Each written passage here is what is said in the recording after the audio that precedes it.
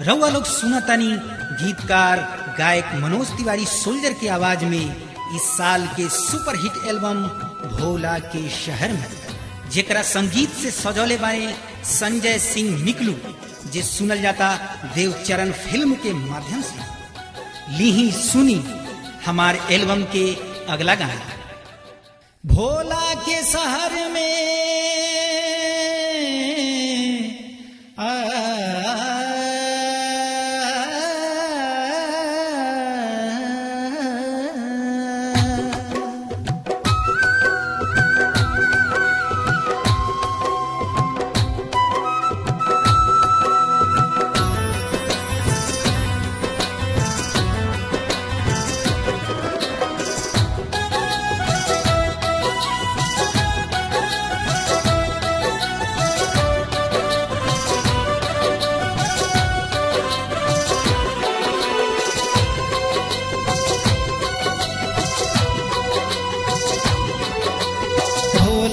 शहर में, भोला के शहर में आओ आओ सब मिल आओ।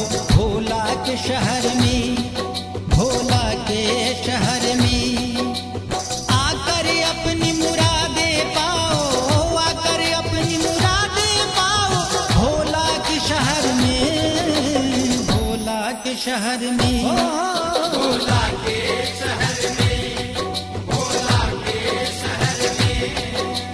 जीवन अपनी सफल बना लो, जीवन अपनी सफल बना लो। भोला के शहर में, भोला के शहर में, भोला के शहर में, भोला के शहर में।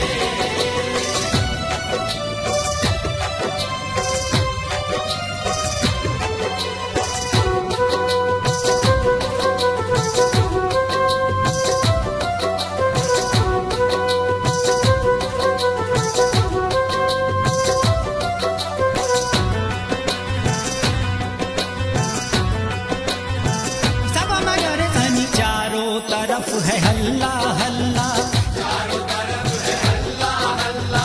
चाहे गली हो या मोहल्ला, चाहे गली हो या मोहल्ला। दर पे इसके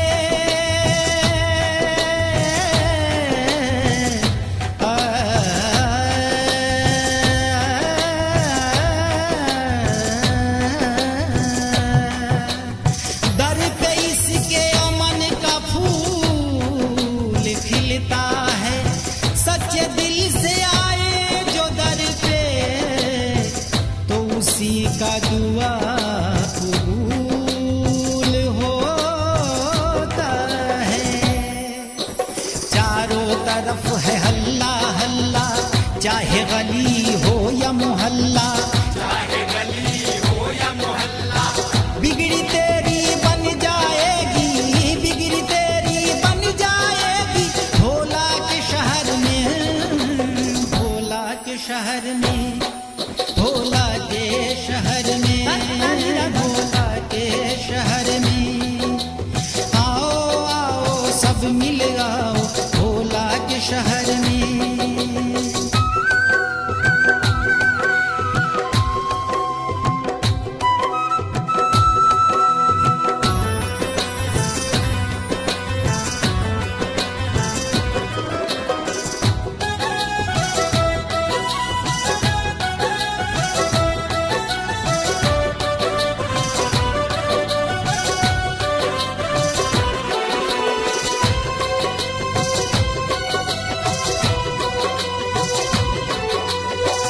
जमाने से खुशी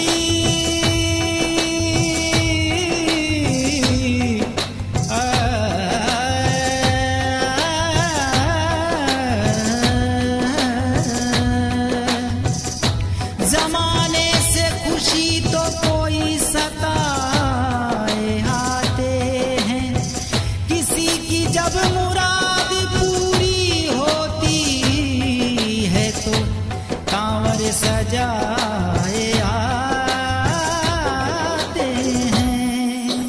धूम मची है भोला भोला, धूम मची है भोला भोला। कहते जाओ बम बम भोला, कहते